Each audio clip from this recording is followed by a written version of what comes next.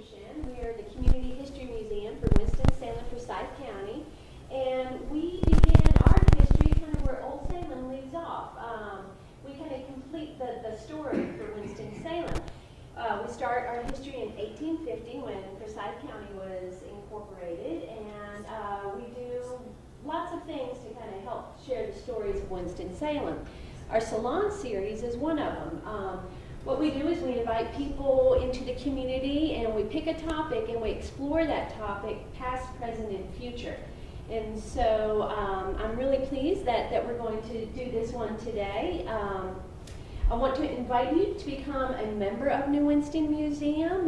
We are 100% privately funded, so every penny that we get is, hard-earned, and we really need your support to help us continue to be successful into the future and grow into bigger space and all that kind of thing. So we really could use your support with that. I met Bryan and Kim, I guess a little over a year ago, and Bryan was, or still is, a correspondent with Camel City Dispatch, which is a local online newspaper, and it's a really wonderful publication if you don't know about it. So Bryan came and wrote a story about New Winston Museum, and he and Kim and I just kind of hit it off.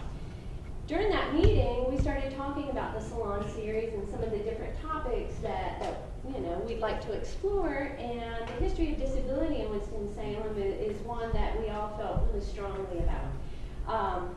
I have a personal connection to disability. My sister incurred a head injury when she was 21 years old, and she's 48 now. And life in that situation has really been amazing. I have been in network with probably more nonprofits than I like to say, not only in a professional capacity, but as a service, on the service consumer end, that my family has been assisted. And there's so many different pieces and parts of living with a disability that we have encountered as a family, and we thought that we would open it back up. And so I'm going to welcome Kim to come and talk a little bit about tonight's presentation, and then we'll get started with Bryan's. So thank you very much, and I'll be back in a little bit. Thank you. Thanks for coming, everybody.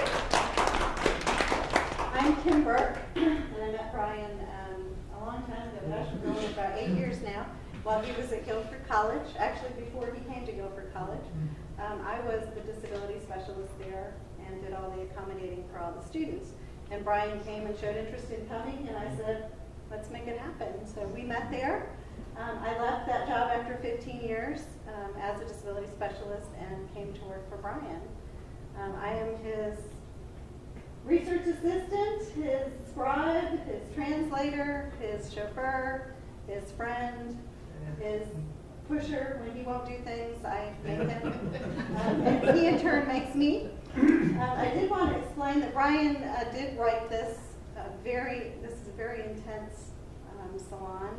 Many people aren't aware of what happened to people with disabilities, starting in the prehistoric age, actually. We're going to do that by using a piece of technology called Kurzweil. Kurzweil is a reading software. It's pretty fantastic. It was originally developed for dyslexics, and there also is a version for the visually impaired. But it actually, you can put anything into it. You can put a Word document, an email, if you have the fancy version. Pardon me? Yeah, he does lots of email that way. You dump it in there, and it will actually read to you. This time, we wrote his piece. We're going to dump it in there, and it's going to read to you.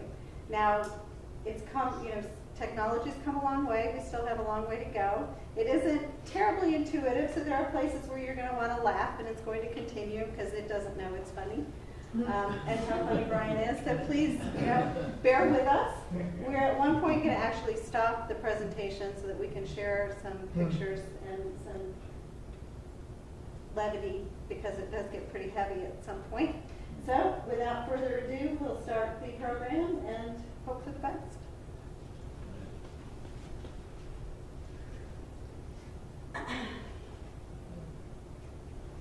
Good evening. My name is Bryan Dooley. I am a journalist, amateur historian, and a local disability advocate active both locally, statewide, and nationally. Catherine Foster invited me to discuss a major part of U.S. and world history that not many people know about, which is the history of people with disabilities. I have talked to many people, and they acknowledge that disability can happen to anyone at any time, and yet they do not know anything about it. This makes it unique as a minority. People with disabilities make up the largest minority in the United States. Disabilities do not discriminate. You can find people with disabilities in every socio-economic status, every race, every political party, every age, every gender, every sexual orientation, every religion, and the list goes on. As a historian, it is very interesting to study the variety of viewpoints and the diversity represented in disability. However, the lack of awareness about disability history is also very frustrating to me as an advocate. Each person is or will be affected, but few are taught the history. I was born into a large and supportive Irish Catholic family in 1990, a very important year. When I was 9 months old, two of my poor doctors noted that I was not hitting developmental milestones at the same time their children were. They convinced my mother to talk to a doctor. I was then diagnosed with mixed cerebral palsy. 1990 was slightly before the internet was a household name, so my mom and my aunt had to go to the library to research cerebral palsy. Back then, there were no online support groups or instant access to information. The first place I went for help was Amos Cottage. Winston was fortunate to have such a place. Other towns were not as lucky. Somehow, my mother heard about the Children's Center, but initially, she did not want me with all those handicapped kids. She had a variety of jobs, but after my diagnosis, she decided to become a nurse so she could better help me. From ages 1 to 2, my aunt took care of me. In 1992, at age 2, my mother enrolled me in the Children's Center. That was the best place for me at that point in time. They opened doors like assistive technology for me and trained me to use a wheelchair. I was given many different therapies, and I learned very basic academic things, like the alphabet and numbers. I have been told that this is where I began to tell stories and was very creative. I stayed there until I was 6, when they called my mother in and told her that I was showing too much academic ability to stay there. We still joke that they threw me out. In 1996, I went to Bolton Elementary School and continued with my therapies outside of school. Bolton had a relationship with the Children's Center, so I attended programs there and knew a few of the staff people before I actually enrolled in Bolton. In 3rd grade, I had major surgery on each leg. I experienced some setbacks, but eventually rallied in the late 90s. I became one of the first writers at Riverwood Therapeutic Writing Center. I am lucky to have had very fitting teachers throughout my education. This started at Bolton. This is when I had my first experience with one-on-one assistance which were provided by the school as part of the IDEA laws. One of my personal care assistants, PCA, from elementary school wound up marrying my mother, and the other one I still communicate with. I feel lucky to have good relationships with my PCA. No one ever wants to leave. It must be my striking good looks. I attended Meadowlark Middle School in Louisville, and yes, I was slapped by the bishop. There was also a major controversy when the woman assigned to be my teacher refused to have me in her class. Apparently, she had a negative experience with another student with cerebral palsy. She felt that we were all alike. I was removed from that class and placed in a different classroom. I wound up with a great teacher. Thankfully, it all worked out well. I continued with outside therapies as well. There was one major difference in middle school. I shared a space with another boy with more severe disabilities than I had. I was mean to him and made fun of him. I am actually still mad at myself about that. At some point, I apologized to him and we became friends. I began advocating for him. During 7th grade, I met my first mentor, who also had cerebral palsy. He was in law school at the time and is now practicing law in Winston. He inspired me to use academics to open up opportunities for myself. Back then, people thought I might make a good lawyer as I had similarities to him. After that point, I did not make any grades lower than an 80 until college. This was a good thing and a bad thing. Fast forward to high school in 2005. I knew I needed something to do outside of classes besides being actioned off as an eligible bachelor. Since I was good at writing, I wanted to try the high school journalism class. I got an A in the class, but when it was time to sign up for the actual newspaper, the teacher took me aside and told me that I could not be a staff writer on the paper. She said that because it was more than writing, there are pictures, making corrections, and setting up the print for the paper. Looking back, my family and I should have fought them on the grounds of the Americans with Disabilities Act. Instead, I wrote an article over Christmas vacation to prove the point that I could produce good work. The teacher loved the article, and my column, Observations from Bellow, became one of the most popular parts in the newspaper. Because of my column, a lot of people started to talk to me, and I developed friendships. If I had not been stubborn, I probably would not have written my first column, and I would not be writing today.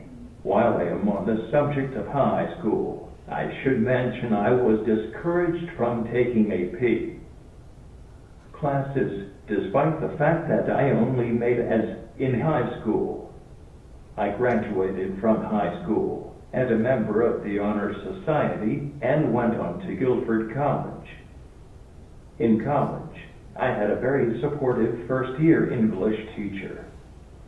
I happened to show her a collection of my high school writings. She encouraged me to join the newspaper. Because of the things that my high school journalism teacher said, it took me 2 years to build up enough confidence to join the paper. For the teachers in the room, please be careful what you tell students.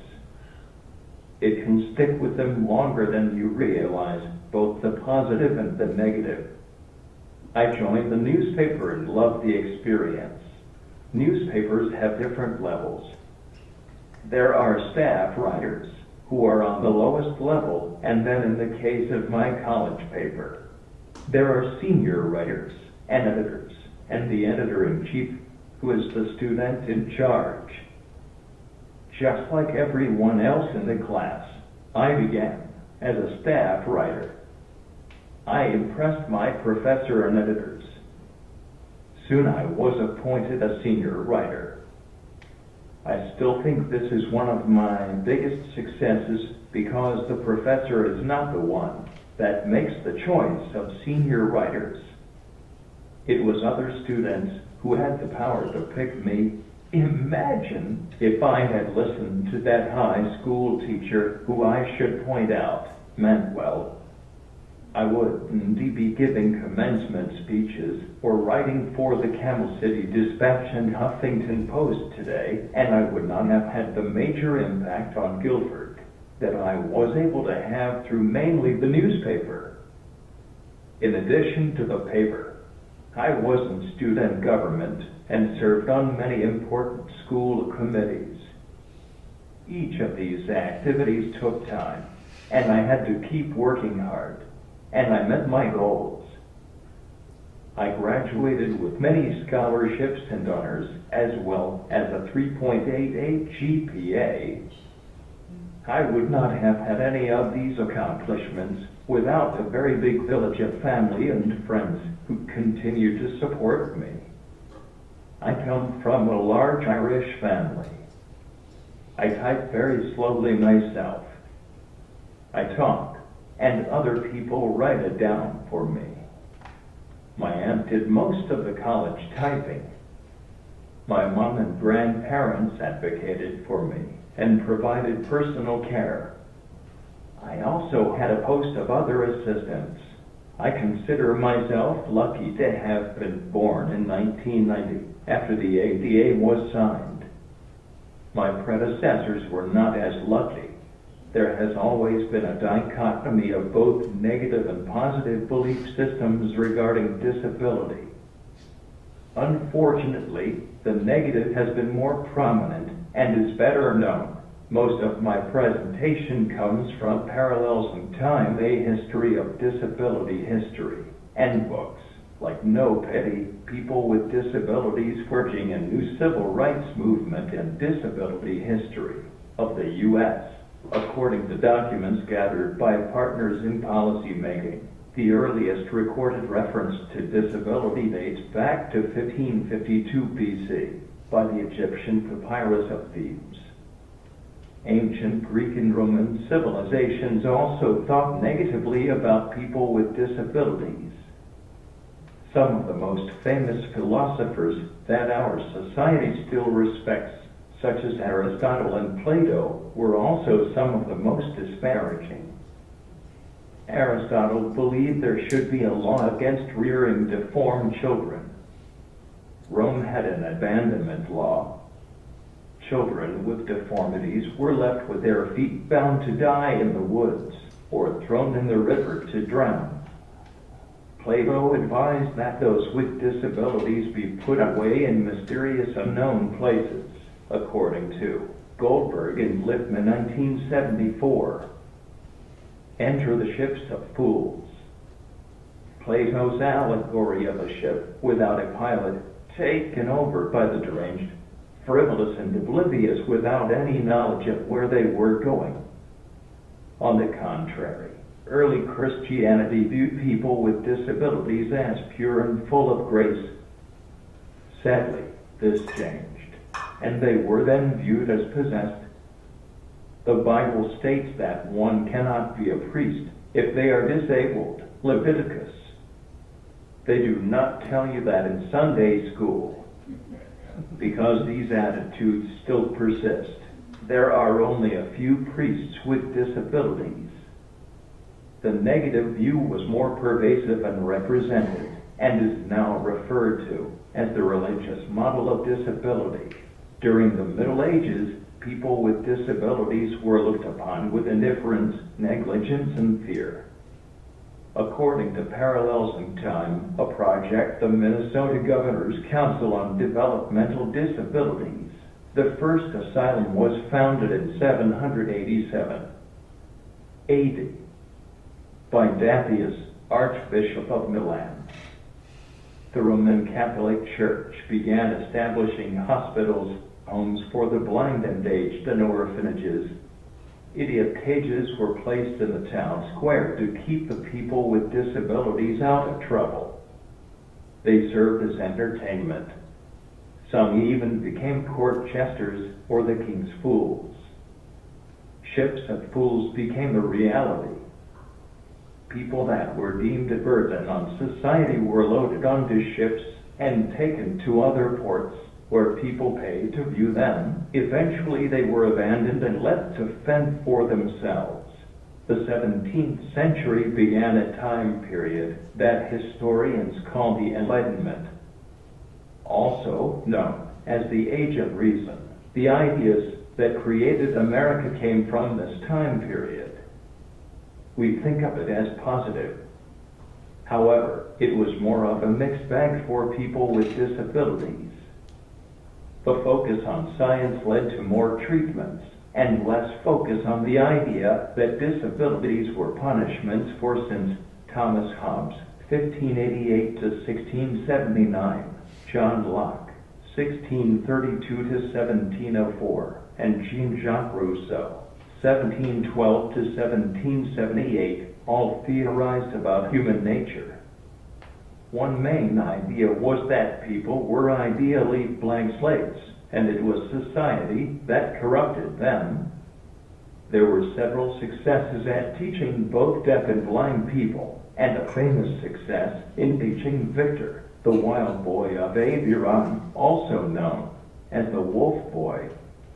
This paved the way for educating other people with disabilities. In 1798, Thomas Malthus, 1766 to 1834, a British clergyman and economist, published the essay on the principle of population. He argued that population multiplies geometrically and food arithmetically. Therefore, the population will outstrip the food supply. In addition to cutting the birth rate by sexual restraint and birth control, Malthus advocated that all people defective in any way, who look, behave, or function differently than the rest of society, should be identified and eliminated. Therefore, only those who are normal, who can make the greatest contribution to society, would survive. The idea that one must look normal or make a specific contribution to society in order to live is not new with Malthus. This return on investment syndrome recurs throughout history, stating the ability to be productive and repay society for what one receives rather than what one can contribute determines that person's worth. Despite Malthus' ideas, people with disabilities took part in key events in American history. One significant example is Governor Stephen Hopkins, despite some form of muscular disorder, signed the Declaration of Independence. He was noted to have said, as he signed, "My hand trembles. My heart does not." There were places where disability was considered a normal part of life. According to author Nora Ellen Groves, from the 17th century to the early years of the 20th, the population of Martha's Vineyard manifested an extremely high rate of profound hereditary deafness. In stark contrast to the experience of most deaf people in our own society, the Vineyarders, who were born deaf, were so thoroughly integrated into the daily life of the community that they were not seen and did not see themselves as handicapped or as a group apart. Deaf people were included in all aspects of life, such as town politics, jobs, church affairs, and social life. With the Industrial Revolution of the 18th century, vast amounts of people flooded into cities. Children represented a large portion, often working 12 to 16 hours per day. Pauper children were often contracted to factory owners for cheap labor. To rid themselves of imbecile children, parish authorities often bargained with factories to take one imbecile with every 20 children. In the mid-1880s, the famous P.T. Barnum began beauty pageants and interns. To show contrast, he collected freaks, and the freak show was born. Rosemary Garland Thompson and others wrote about freak shows. Barnum offered people with disabilities jobs. This was a double-edged sword. It gave them incomes and made them famous, but they had little other choice. One of Barnum's greatest attractions was General Tom Thumb. Thumb stood only 25 inches tall, and weighed only 15 pounds. Barnum made a spectacle of Thumb's wedding to Lavinia Warren, also a tiny person. Thumb rose to celebrity status and great wealth, but only out of his own exploitation. Generally, people with disabilities in the early 19th century lived in harsh conditions, especially in industrial areas. These people often were put into poor houses or almshouses. Wealthier parents tended to keep their children with disabilities at home. Warning out was common 19th century for individuals with disabilities and others considered deviant.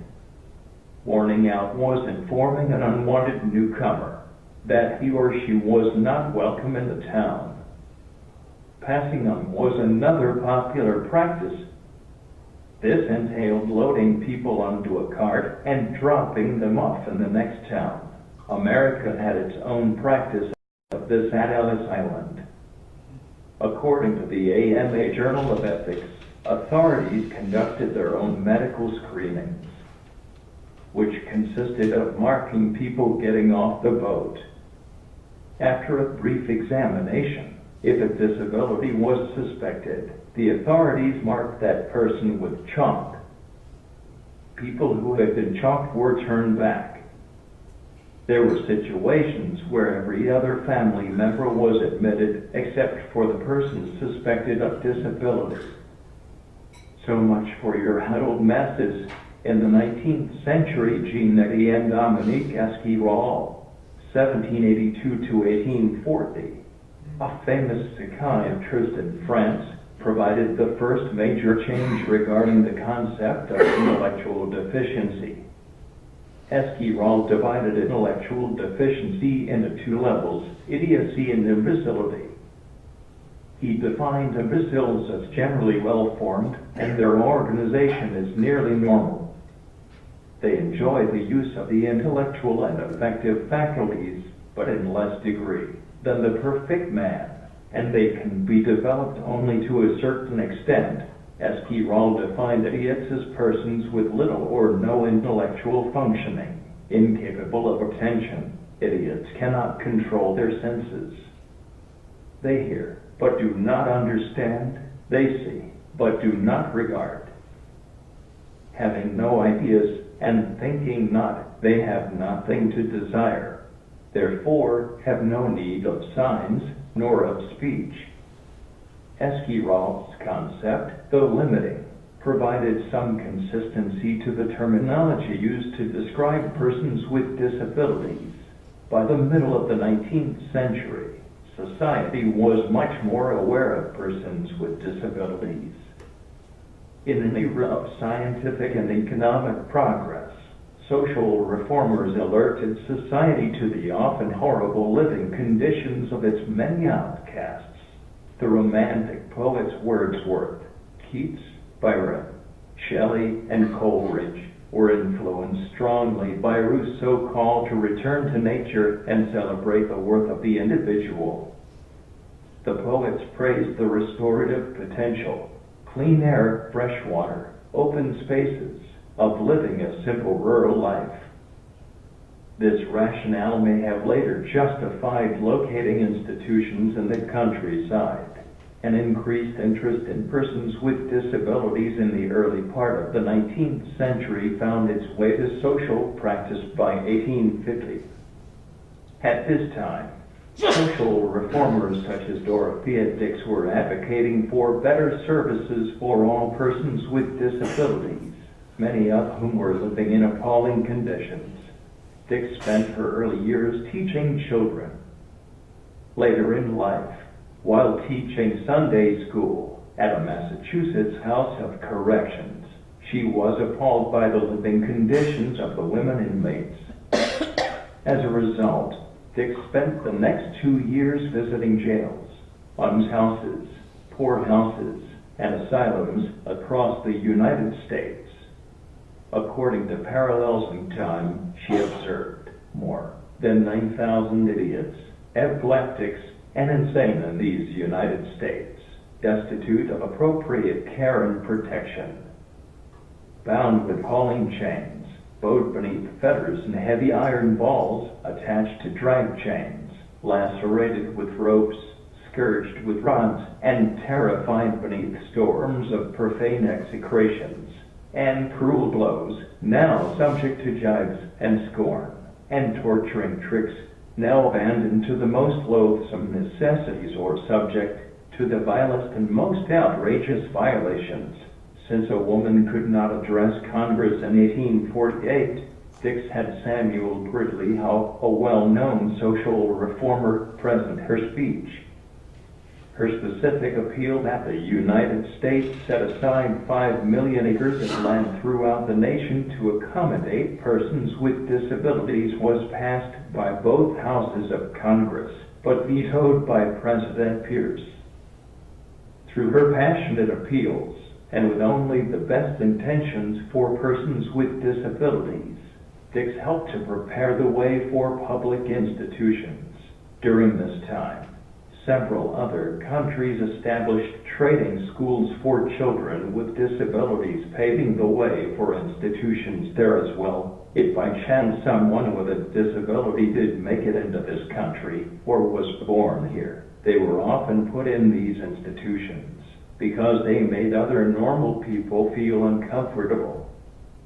During this time, there were also constitutional laws called ugly laws from the 1860s all the way to the 1970s that stated that if you acted or looked differently and were out in public after a certain time, your punishment ranged from fines to being thrown in jail.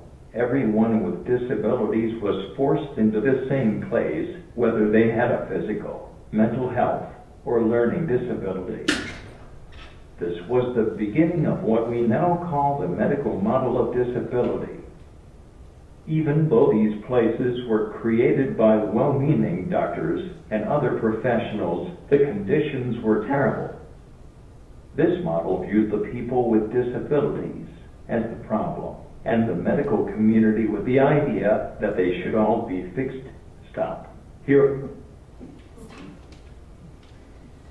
We wanted to give you a moment to sit with these pictures because they're worth looking at. This was a time period actually when I was in college and I volunteered in an institution. On the outside it was beautiful, on the inside it was horrifying. And think about how many years this went on. These didn't close up until the late 80s. And this is contemporary times. So, yeah, they did close up earlier. And they did not close up well. When they decided to free people, they literally just threw them out on the street. And people were left scrambling. Many of you who are in the field know that people were scrambling to provide support services. There were people, which we're going to talk about in a minute, that were institutionalized for just really wild reasons. I met a man when I was volunteering in college that was epileptic, but he was raised in the quote-unquote epileptic colony, which was an institution. So he was therefore developmentally disabled because that's the world he was raised in. He didn't really have a disability other than he had seizures all the time. So they literally just put him out on the street. We don't do much better with our mental health now. You know, we're still fighting kind of that same fight to get those support services. But this is how people lived and died. Families were often encouraged to, I had friends that had children, for example, that were born with Down syndrome that were told, you know, you need to put them in the institution. This is the life for their own good. And they were also subjected to lots of medical treatments because the medical community felt they needed to be fixed. So this is where you got, they were starting to play with electroshock therapy. All sorts of kind of experimental things were going on, and they were basically just abused and mistreated. Yeah, we're going to talk about that in a minute. We wanted to sit with this slide for a minute because these are some of the actual reasons why people were admitted. And I promise you that each one of you can find at least one reason why you would have been in the institution. And some of them, we can laugh about now. I personally like the gathering in the head. We all have gatherings in the head, right? But if you look at some of them, they're funny, but they're not. And I think, I often think of our politicians, and you could be institutionalized for your political beliefs. You could be institutionalized for religious excitement. If you're a woman, you were really in trouble because you had horrible things like women disease or lady disease, suppression of the menses. If you were a man, God forbid you masturbated, because you'll see there's many different things here. They either excessively masturbated or suppressed masturbation or masturbated for 30 years. I mean, these are legitimate reasons that they put people in the institutions.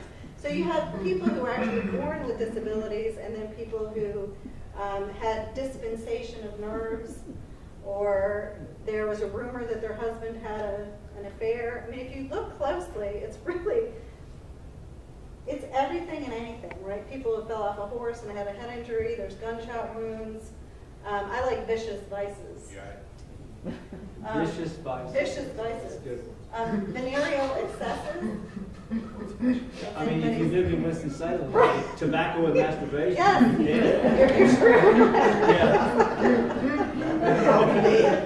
And we have overstudy of religion, overaction of the mind, menstrual deranged. Really? Marriage of their son. So if your son got married, it really didn't take much to put you in. Now, where was this displayed, or where did you find it? This was actually in the archives of, it's a disability museum, I believe, housed in New York. Yeah, that was an institution that they turned into a disability museum. If you notice the time frame, 1864 to 1889, this is kind of how it began, but it continued into the 80s. So you had people who were born with severe disabilities along with people who had seizures, or maybe their son got married, or maybe you were political or religious in some way. Oh, this one, how many of you have read a novel reading? Right, these are actual archives of the people that were institutionalized. Terrifying, isn't it? And this is just one institution. They were all over the country. Yeah. Domestic trouble. Business trouble. Ill treatment by husband. Yeah. So some of them, asthma. Think about how many people have asthma. The problem is once you got in, you rarely got out. So you ended up kind of sticking it out and staying for many years, like the man that I knew who had been in the institution. I think he was institutionalized at the age of 6. When I met him, he was 56.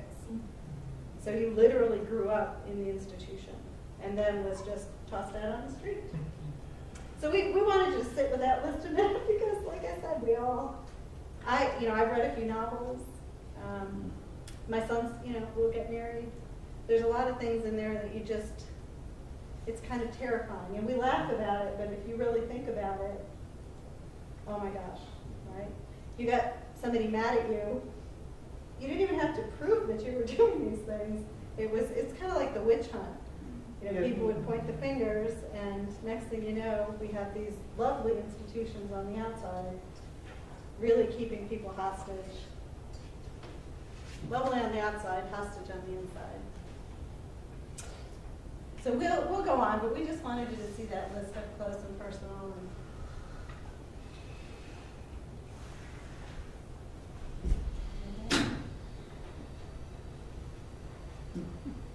We don't know what we did. Who in this room has a dog or cat? Have they been fixed? What if I told you that around the same time as institutions were popular, there was a very famous fake science called eugenics? I will briefly describe it as forced sterilization of people with disabilities. In reaction to the often unproven theory that disabilities would automatically be passed on to future generations, there was an infamous Supreme Court case in 1927 called Buck versus Bell. One of America's most respected Supreme Court justices, Oliver Wendell Holmes Jr., wrote an opinion which approved laws allowing states to perform surgery in order to prevent feeble-minded and socially inadequate people from having children. The Buck case was the first and only time in Supreme Court history that an intrusive medical procedure, involuntary sterilization, was endorsed as a tool of government eugenic policy, which can be found on the internet buckbell.com. How does it make you feel when I tell you America, France, and Britain were leaders in the world in this science? In addition, when I tell you Hitler sent doctors to the United States to learn how the science worked. A quick note about North Carolina. North Carolina was third behind Virginia and California in the number of sterilizations.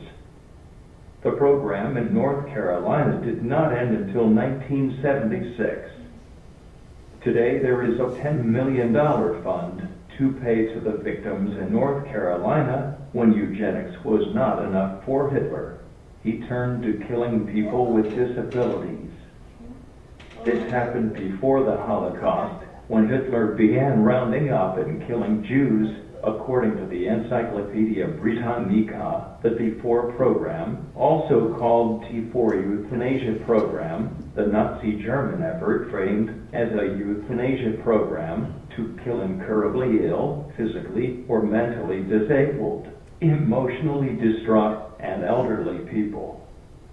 Adolf Hitler initiated this program in 1939. And while it was officially discontinued in 1941, killings continued covertly until the military defeat of Nazi Germany in 1945. In contrast, the President of the United States at the time had a disability, just as many other presidents. The most obvious example is Franklin Delano Roosevelt, FDR, who contracted polio at the age of 39. Given his severe disability, it is interesting that FDR and the people around him did not fully accept his disability. There were almost no pictures of FDR taken while using his wheelchair, and only two well-known instances where he allowed the extent of his disability to be visible. Once at a military hospital, and the other time was at a historically black college. In contrast, Eleanor Roosevelt gives the experience with polio credit for his empathy for people during the Great Depression. FDR founded a special place called Warm Springs for old polios and new polios to receive treatment. He felt a sense of camaraderie with the polios. This is an early example of what would become the social model of disability. Patients began to realize that their disability wasn't much of a problem, given a few simple accommodations. FDR did a lot to help people with polio by starting the March of Dimes. They had yearly birthday celebrations for FDR to raise money for the organization, which eventually led to the cure for polio being discovered, while American society went out of its way to downplay FDR's disability.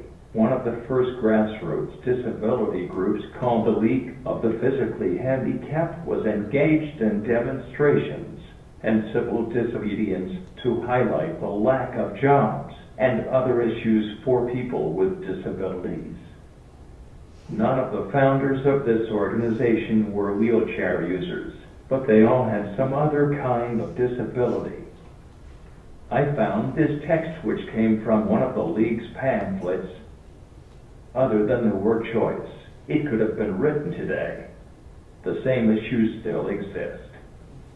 We have come a long way, but we have so far still to go.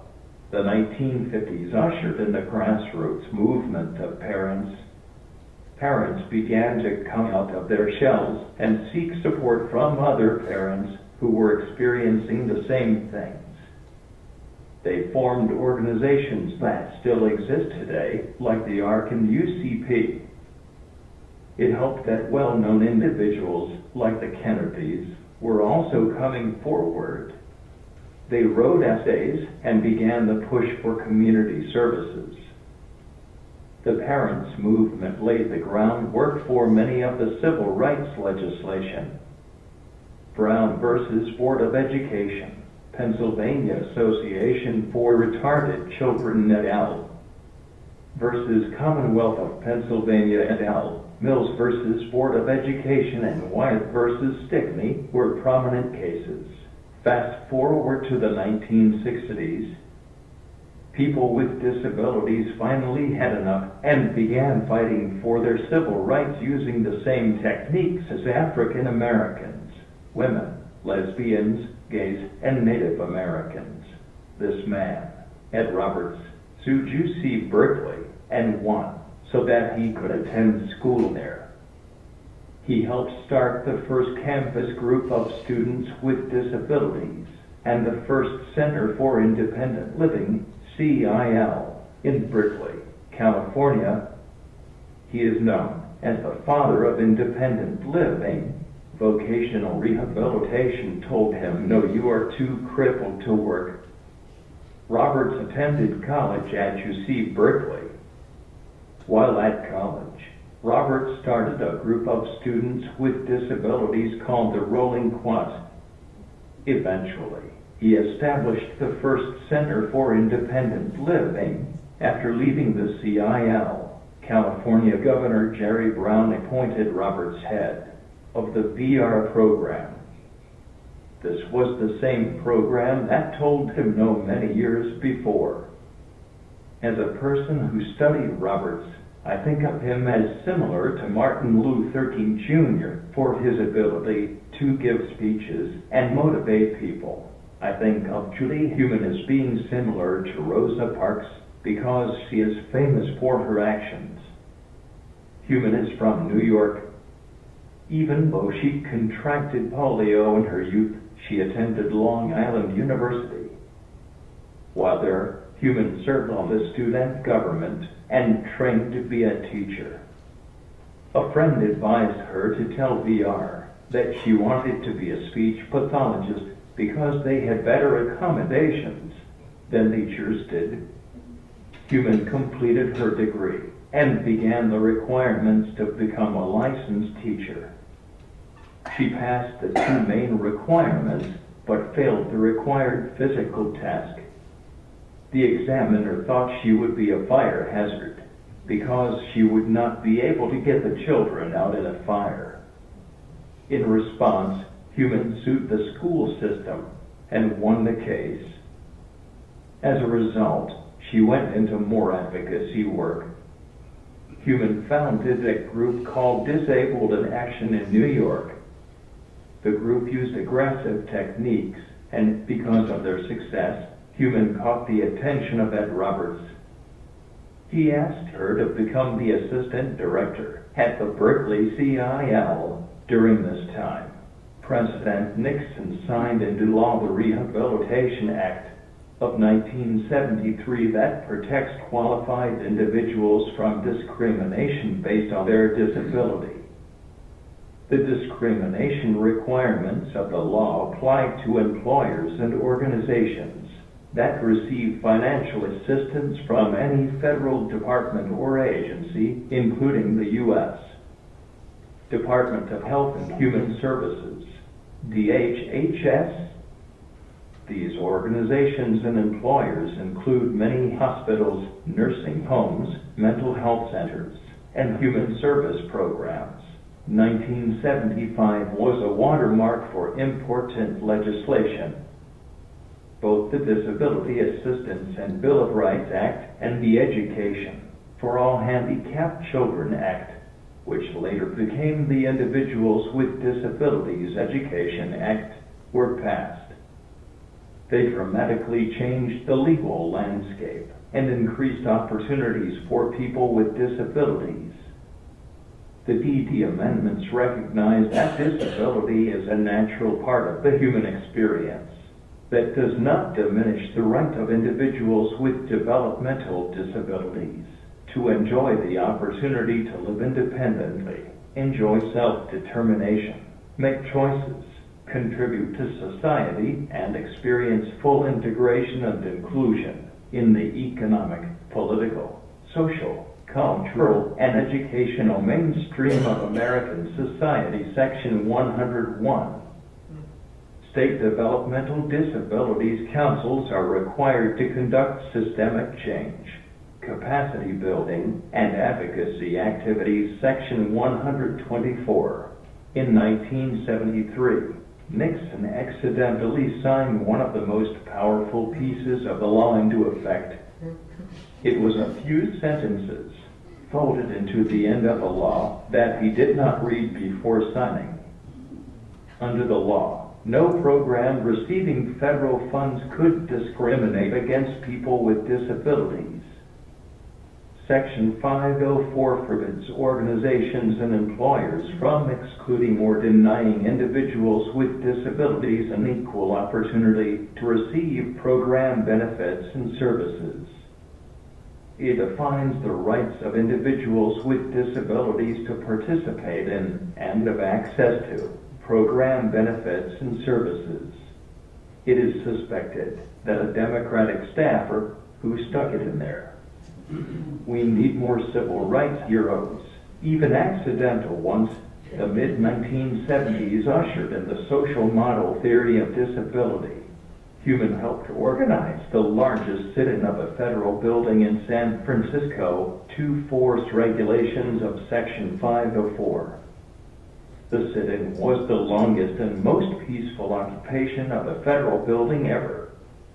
This was necessary because 4 years after the law was signed, the Secretary of Health, Education, Welfare had not yet written any regulations to go along with the new law, which basically made the law null and void. Human achieved her dream of having an impact on education by becoming an Assistant Secretary of Education under President Clinton. Today, Human works in the State Department, where we have exchanged emails. The ADA began in 1986 under Ronald Reagan following the Civil Rights Restoration Act, CRR Aid, in 1984. Reagan vetoed the CRR Aid, citing that it allowed for too much government interference in private businesses. However, Congress overruled his veto. The bill overturned a previous Supreme Court ruling that said that only those departments and programs that received federal funds were required to comply with civil rights laws. The new law would restore the provision that if one part of a business or organization received federal assistance, then the entire entity would have to comply with all civil rights laws, including Section 504. Many people with disabilities realized the importance of the legislation and arrived in Washington to observe and put pressure on the politicians to vote to override the president's veto. In their presence, the president's veto was overridden by a large margin. The late 1980s seemed to be a pivotal time for disability rights. The ADA was in its first stages of drafting, and Congress overrode President Reagan's veto of the CRR Aid. Curiously, after vetoing the CRR Aid, Reagan appointed 13 people to a committee he named the National Council on the Handicapped. The ADA would go on to become one of the most powerful pieces of civil rights legislation in the history of the United States. Realizing the opportunity that the council had presented, the disability community began organizing and informing politicians, people with disabilities, their friends and families about civil rights protection, like both Presidents Nixon and Carter. Before him, Ronald Reagan had a mixed legacy in regards to disability rights. His early actions attempted to weaken disability rights policy, but at the same time, the ADA was being conceptualized by a committee within his administration. As in many other areas of his policies, Reagan tried to deregulate the government's control of businesses in terms of accessibility. If not for the many letters from advocates, parents, and other officials, Section 504 could have possibly lost its legal power when other parts of businesses were deregulated. In addition to being a law, Section 504 could be seen as a government regulation of business. The main figure associated with the ADA was a polio survivor named Justin Dart. Dart was a leader in many of the civil rights movements. He founded several businesses in Mexico and Japan with the intent to hire women and people with severe disabilities in 1956. Dart, whose family was close friends with Reagan, strongly opposed Reagan's attempts to deregulate Section 504 in the early 1980s. Reagan selected Dart to be a vice chair of the National Council on the Handicapped. Dart and his wife Yoshiko traveled around the country visiting activists in each state. Because of his travels, he and the others on the council began drafting what would become the ADA. The ADA was based on the Civil Rights Act of 1964 and helped to strengthen the Section 504. Also, during the late 1980s, Dart took part in a very important initiative, which included another nationwide trip encouraging people with disabilities to document their experiences with discrimination and inaccessibility in Discrimination Diaries. These journals served not only as testimonials of discrimination, but also to raise consciousness about the barriers to daily living which were simply tolerated as a part of life. These documents inspired and educated the American public and politicians. Another poignant illustration of barriers was the Capitol crawl in March 1990. 60 activists abandoned their chairs and other ADA-active equipment and dragged their bodies up the steps of the Capitol building in an attempt to get Congress's attention. Some people believe it to be the thing that made Congress finally sign the ADA into law. On July 26, 1990, with Justin Dart sitting beside him on the podium, President George Herbert Walker Bush signed the Americans with Disabilities Act into law. The bill was sponsored by Senator Tom Harkin, D. Iowa, in 1995. Justin Dart founded Justice for All, JFA, and a newsletter in association with American Association of People with Disabilities, AAPD.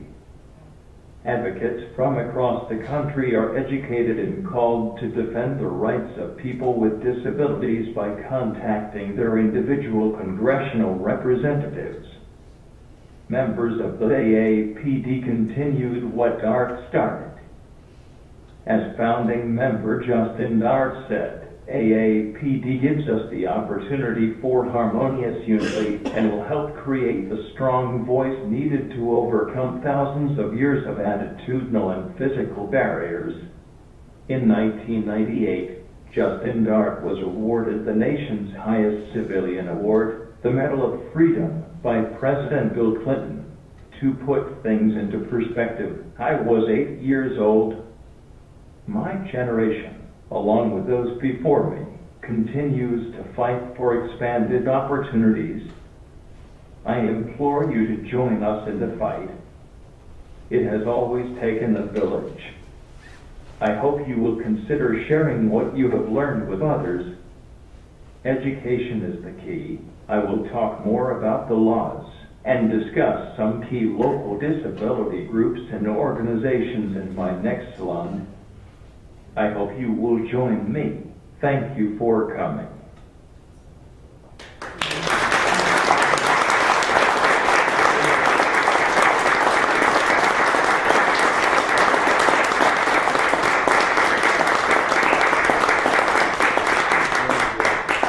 So Bryan, I don't know how it got left out, but we wanted to go back and revisit eugenics for just a second. No, because it's interesting, because the same people that were telling me.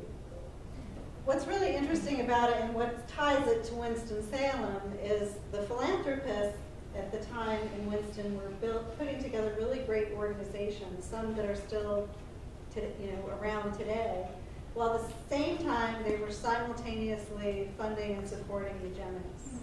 And most people aren't aware of that. There's some major families here in Winston, kind of both sides of the coin, right? We want to support them, and yet let's kill them. It's pretty powerful stuff.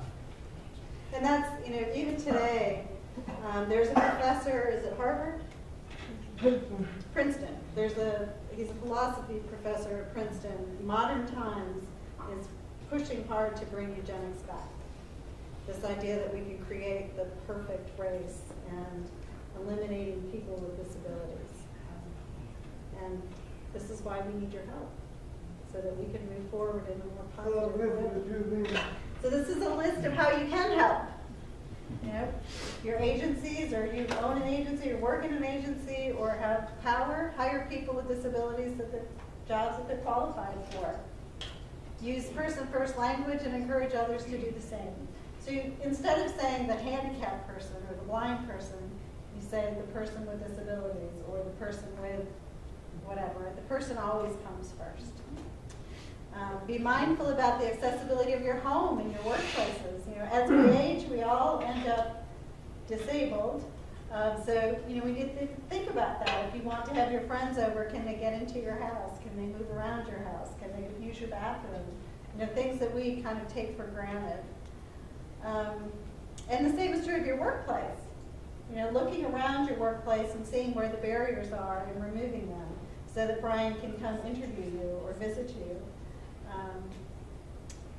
It's not that people want to be exclusive, it's just that if it's not part of your world, you're not really thinking about the barriers. So making it mindful. And don't be afraid to ask questions. We'd much rather have you ask questions than to make assumptions. Get involved with organizations serving people with disabilities. There are many, many, many in Winston. Winston is very rich when it comes to organizations and nonprofits. There's just many, many, many to get involved with. Most importantly, educate the community that disability is natural. It's just part of nature. Do you have anything you want to add? And I'm willing to take questions. I'm going to become his translator now. Anybody have any questions for Bryan? And nothing is off limits, he says. Take advantage, because he doesn't always actually. Are there any foundations in Winston that are pushing for advocacy as far as constructing ramps, wheelchair accessible materials on existing buildings that they're pushing to the city to act on? That's a great question. Mark Steele happens to be sitting here in the front. And he does a lot of accessibility studies. Mark, you want to speak to that? Our organization, the Adaptables, or your local center for independent living, or your disability advocacy organization. No, as far as from buildings that are required to be accessible, buildings responsibility, we can help them find resources. So, I've got a card I can give you, like to contact me about other resources for them. But yeah, it's to have a business, there's a requirement to make it accessible. Sometimes reasonable accommodation and, you know, the cost involved, but oftentimes it's not the cost that people anticipate. We'd be glad to come to an accessibility study on any business that is claiming that and help them find resources to make it accessible. But is there an actual fund now? Not that I'm aware of. But it is much cheaper to build in accessible features than it is to retroactively put them in. So when you're doing construction, it's cheaper to do it then than to try to find it later. So do you find that the minimal legal requirements for buildings that are newly constructed that are supposed to be accessible are still not quite what they should be? The problem, this is my big soapbox. The problem is code isn't necessarily access, right?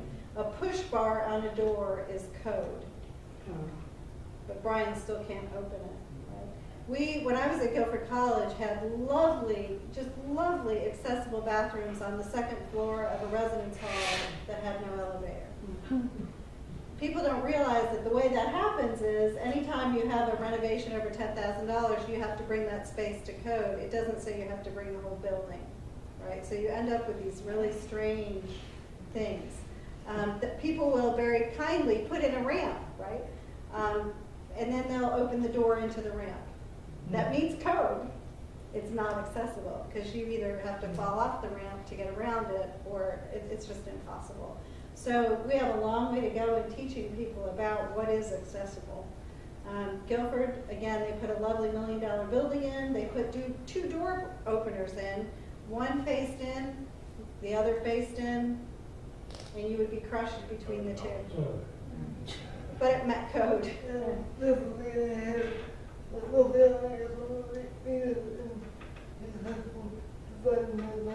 And interesting enough, North Carolina is one of the leading places for accessibility out of Raleigh. In North Carolina State actually has a degree, and it's called universal design, right? We want to design things so that anybody can use them. So it's not just about, like, think about stairs. I use this example a lot because you don't have to have stairs, right? Most buildings have stairs on the front in particular because it's aesthetically pleasing and that's the way it's always been done, right? Stairs really have no function other than to get you up. So why not put a ramp? Then anybody can go up the ramp, right? Whether I'm pushing a stroller or rolling a cart, or I have to use a wheelchair, or I have my groceries, but we still are wed to these aesthetics. So you have beautiful buildings that oftentimes they'll put the accessible ramp on the back, right? So the person who actually needs it, the person using the walker or the crutches, has to take 500 extra steps so that your building maintains its beauty. Right? You Rather than mentioned function. making your home accessible. There's a movement called visitability starting in Atlanta, and it's that any new home that is built in your community that uses any federal dollars, it's required to have an accessible entrance and an accessible bathroom on that level so that people can visit each other. So it's an interesting concept. Winston-Salem is not a community that's signed on to that, but maybe that's something we could all get behind and push towards. But it makes a lot of sense, visitability. I, like Brian, use a wheelchair, and there's very few of my friends and family's houses that I actually visit very often inside, so because of that reason. Yeah, Brian can't come to my house. It was built in the 1930s. He can come to your house. Yes, he can come to my house and sit in my driveway. But I can't get him into the house. And even if I couldn't because there's different levels in the house that wouldn't accommodate a ramp, so we would have to carry him. I used to work for hospice. I'm retired now. But years ago, we had home care patients that we didn't have ramps for when people would come to hospice patients. And a group of engineers and people from RJR designed and built us 2 portable ramps that we kept in stores so that when we had someone that needed them, and then we get volunteers to come and get them and go put them up for us. But they made us. And there are portable ramps that you can carry around with you. There's some people. We have those in our office, and we loan them out to individuals until they can get a permanent ramp built, and we take them back and give them to someone else. We can help them get a permanent ramp built. Yeah, I recently went into a handicapped apartment with a ramp and a door and a button, only to find a microwave way up there. I have a comment and then a question for Bryan. The comment is, if you enjoyed the historical lecture tonight, there's one tomorrow by Tennyson Jewett, the Director of Clinical Genetics at Baptist, on Down syndrome at the annual Piedmont Down Syndrome Support Network annual meeting, and it's free. You're welcome to come to that. My question is, with all this education that you're helping with, is anything being done with the public schools? It's funny you asked, Bill. Yes, and Yes, and he's involved in it. oh, yes, no, that thing,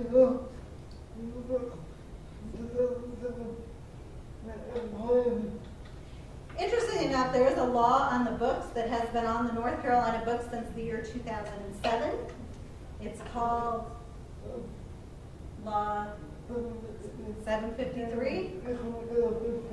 You can look it up. It's very easy to find.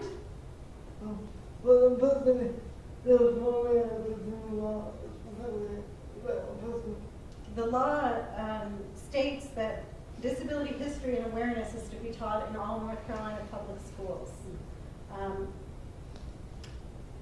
That is often not known by the schools. We found that there's four kind of camps. One, there's the camp of we've never heard it, we don't know this exists, so they're just ignorant about it.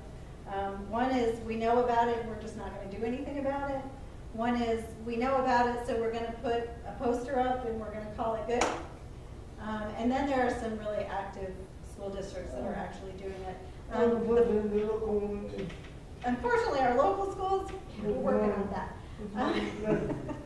It's one of the last ones. They're very aware of it now because Bryan has made them very aware of it. And we're pushing to get some compliance. The problem is there's no mechanism within the law to force compliance. So, unless they build mechanisms in.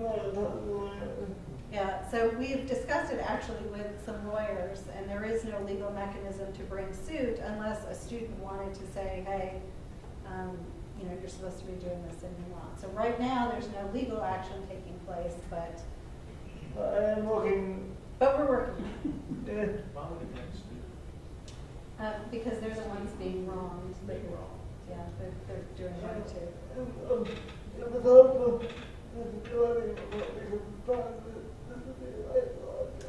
Yeah, we try to engage Disability Rights of North Carolina, but it isn't a rights law. So right now we're not able to help. But if you're interested, contact your local schools and or your local school board members who can push this cause, because it's important. And it's a state law, so it's not a local law.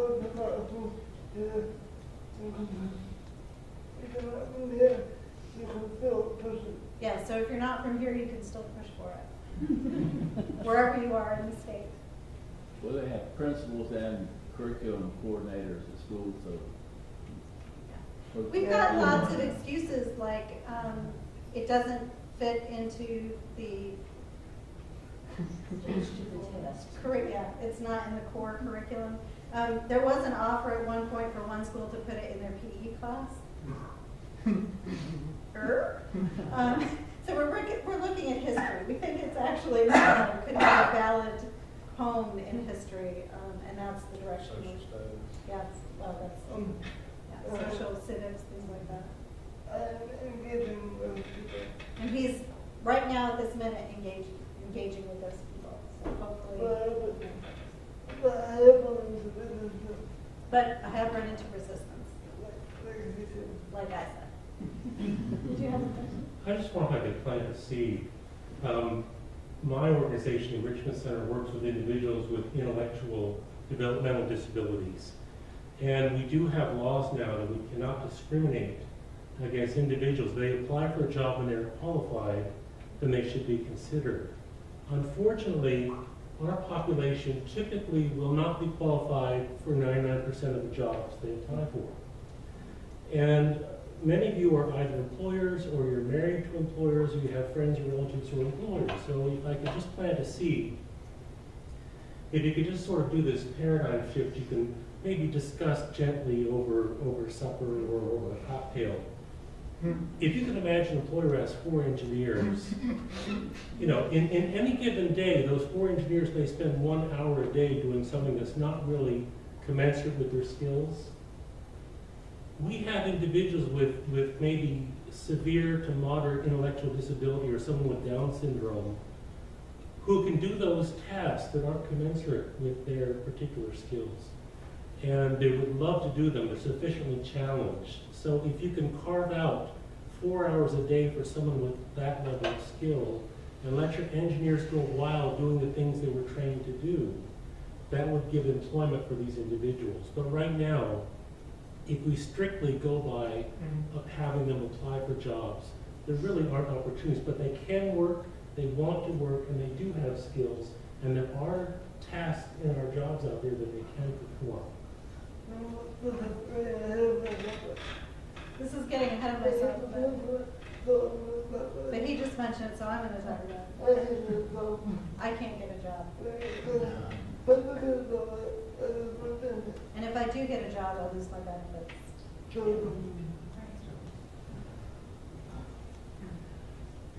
We actually both would like well-paying jobs, if anyone's What I can add on to what you said, my son is Down syndrome. He's employed at the Ronald Reagan Country Club, so please go there, he and 2 signatures. But I think it's important to let the people who do employ our citizens to thank them for doing that. Tell them you appreciate it, and the person did a good job, or make a comment about that, and so hopefully they'll be encouraged to hire more. Everyone know what this is? That's the Quaker clap. It's the Quaker clap. It's the way people show, yes, I agree. It's also applause and sign language. I just wanted to emphasize the importance of parents as advocates. I grew up on Staten Island, and one of my earliest memories was going to Willowbrook State School and singing around holidays as a 3rd grader, 4th grader, 5th grader.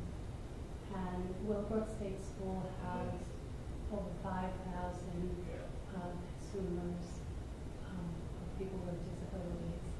And it was the power of the parents in the 70s. You may remember, I'm dating myself, of course, the Geraldo Rivera expose on ABC News about the conditions at Willowbrook State School. And it was also common in other state schools across the United States. And it was really the parents who pushed and pushed and pushed. So little did I know that I would grow up and get a fellowship in developmental disabilities from the College of Staten Island, which is now based on the grounds of the old Willowbrook State School. So I had the opportunity as a clinician to work with some Willowbrook class clients. And they may have been in their 50s and with various degrees of disabilities. I worked with the most severely and profoundly disabled consumers. And I had the opportunity to talk to their parents who were now in their 80s and 90s about what they had done in the 70s and earlier in the 50s. It was just a different cultural time when you had a child with developmental delays. You really didn't have options. And you were led to believe that institutionalization was the thing to do. And so to see these parents, age themselves and to be infirmed and to come and visit their adult children every day, and these are very severely disabled adult children. And what you said is certainly true. There were many, many children who were not developmentally delayed that were placed in these institutions, particularly Willowbrook, because of poverty and things like that. So really it takes the parents who can be the strongest advocates, but it does take a village. So I was involved in the process of deinstitutionalization as a professional. And New York State for developmental disabilities is light years ahead of the other division of New York State for mental hygiene and difficulties, and it's because of that Willowbrook consent decree in 1972 that pushed our society, and of course the influence of President Kennedy and Kennedy's special as well. But I think this was a wonderful presentation. It was very, very accurate and very, very thorough. So thank you. Yes. I was wondering, when you mentioned you don't have a job right now, and if you did, you might lose your benefits. And there was a question I was really wondering, is there advocacy now as far as disability rights? And I'm thinking of like the UN Universal Declaration of Human Rights, and how the right to health care is one of those, and how folks with disabilities, even if you're employed, you may be poverty stricken or become disabled because you can't afford the proper health care, whether you're employed or unemployed. That's a special thing for folks with disabilities, and I wonder what are the efforts that might be going on now, or do you know of any amongst disability advocates? In terms of work, there's been a few laws, and there's the ABLE Act, which is setting up bank accounts so that people can have, it's got a lot of work to do on it yet, but they can have a little bit more money now. Used to be, yeah, he's only allowed $2,000. If he makes more than $85 a month, then they cut, for every dollar over that, then they take half. So what we need is jobs that are actually well paying enough that you don't have to have the health, right, with the benefits. But we need Medicaid, because that provides the medical piece. So it's a catch-22. You know, people often are labeled as lazy, but what lazy might really look like is I will lose all of my medical benefits, and as a person with a disability, I have to have them. You know, when a wheelchair costs as much as a car, you need assistance with that. I just wanted to share some positive news on that front. I work at Guilford Technical Community College with a friend of yours, I think, Amy Brown, and the accessibility specialist there, which is a new position. And all of North Carolina's community colleges are working towards making all of our courses accessible. So what I do every day is working with the, what's that? Is it a Section 508? Yeah. So I'm working with professors every day, so I'll go in and sit with an accounting professor, and the attitude is always, why would someone who's blind want to be an accountant anyway? And so I'm sitting there and saying, shifting the attitude day by day, why wouldn't they? You know, technology is changing the world and opening up a world of opportunities, and so it's something I get to see positive every day, the light bulbs going on over people's heads. Thank you for your good Yes, people can do these jobs, and there are going to be more and more opportunities thanks to technology and these kind of efforts. That's fantastic. I have a question/comment as well. We moved here from Charlotte, and when my daughter was born, who has cerebral palsy, I was told that she needed to be put in an institution, that there was no way I could take care of her. And I said, yeah, no, that's not going to happen. And she came through the public school system. We moved to Winston-Salem. You were actually a senior at Reagan and showed her around. And she is now a junior at High Point University living on campus, who also uses a power wheelchair and, you know, struggles with the idea that people don't take the time to appreciate her intelligence and listen to her, and she is trying really hard to be an independent young woman living on her own, and accessibility is always an issue. Caregiving is an issue, and she's wanting to live her life. I'm familiar with PowerPoint. Yeah. I wrote about it, actually. We wrote about it. Wrote about High Point University. They call me it. Because the security guard called it. Oh, great. At High Point University. Brian and I were visiting, we were addressing a class there, invited to address a class. And we were pulling into the parking lot and there was no accessible parking. So I pulled up to a security guard that was standing outside and said, hey, can you tell me where there's some more van spots? And he went, well, that's for handicapped people. And I said, yeah, I have one. And I need a spot. And what's interesting was you can see behind me, Bryan sits behind me. He's lashed to the floor in that. And I couldn't really get him to understand what I wanted. So finally got him, he's like, well, why are you here? I said, we're here to do a presentation in that building over there. And he's like, well, drop it off and go park the car over there. Did you? I came unglued. And the class we were actually speaking with was my husband's class, who's a professor there, a sociology class. And I was so angry and very verbal. I'm not a quiet child. And I was just,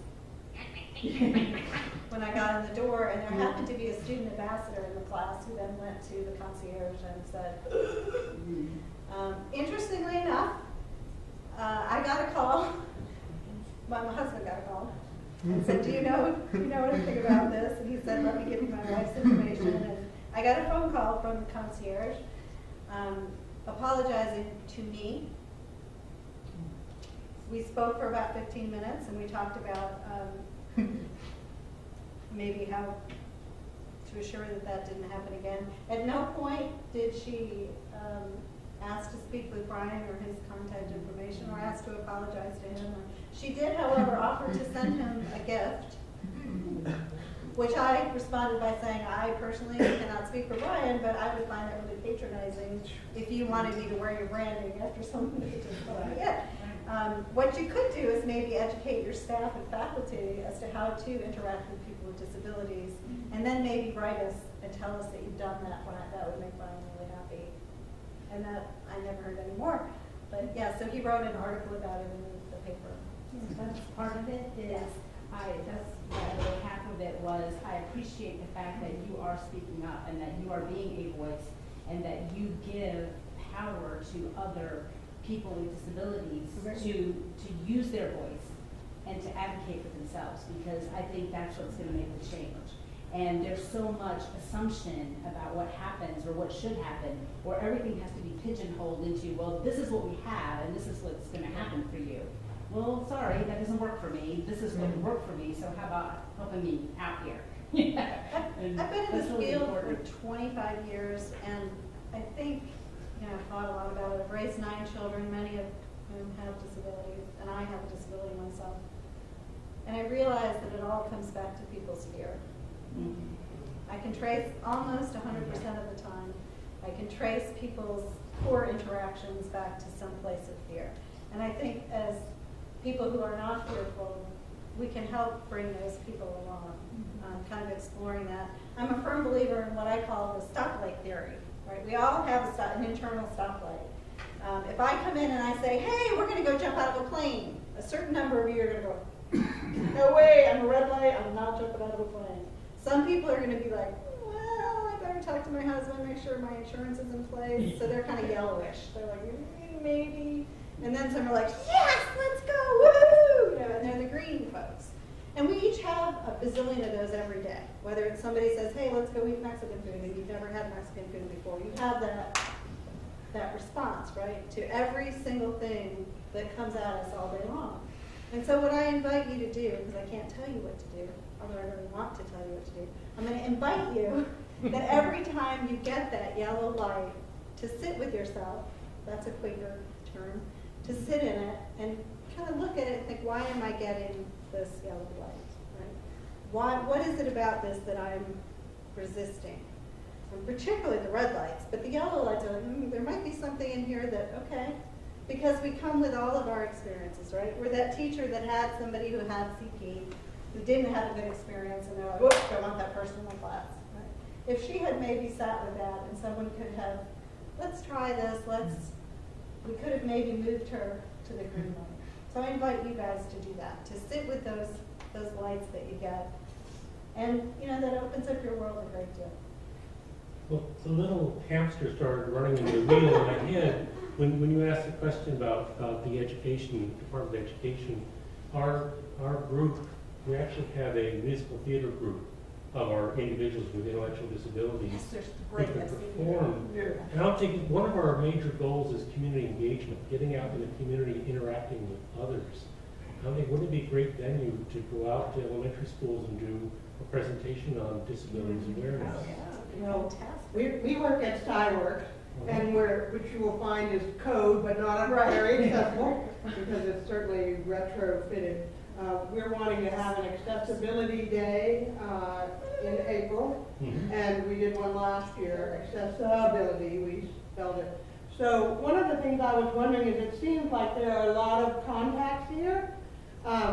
Would it be possible for people maybe to email the New Winston Museum, or is there a gathering, sorry to volunteer, or you can contact me, or I just wonder if there's a way to gather people's contact information, so that we could maybe reach you and see if you could be involved with our event, or get your group to come, or things like that. We'll be happy to put like a sign-up sheet for anyone who wants to be in our little like connecting group or something like that. If that's how, something like that. That'd be great. Well, one more. And I just want, it's probably more intellectual and mental health disabilities than physical disabilities, but April 1st, we're going to have a program on guardianship and alternatives to guardianship. Because a lot of times guardianship is being overused or used inappropriately, and maybe they just need somebody to help with finances or to help them make good decisions. So that's going to be at Goodwill on Friday, April 1st from 6:30 to 8. And so I'll get that in the Campbell City News or somewhere. So It's already on our blog. Thank you. Well, thank y'all so much, Brian and Kim, so much for enlightening us and inspiring and just being good people. So thank you. I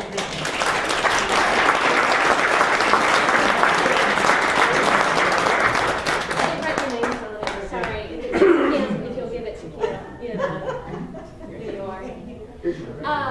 I wanted to say one thing real quick. I don't know if you want me to say her name, Olivia, is that right?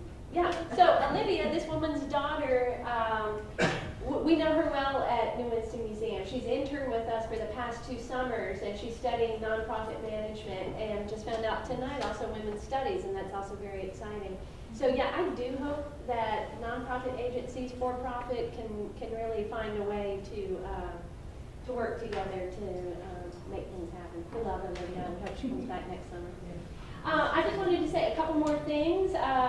We've got some great programs coming up. On February 11th, we're doing a program about Safe Bus Company, and that was a historically African-American transportation company that grew to be the largest African-American transportation company in the United States.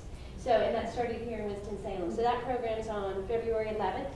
On February 13th, Chris Jordan, our director, what is your new title? Yeah, Curator of Education. Curator of Education, sorry, it just happened at the first of the year. So Chris is an unbelievable lecturer, and he's going to be speaking at the Gray Auditorium at Old Salem in celebration of their 250th anniversary. He's talking about the romance of Winston and Salem, and so that's February 13th.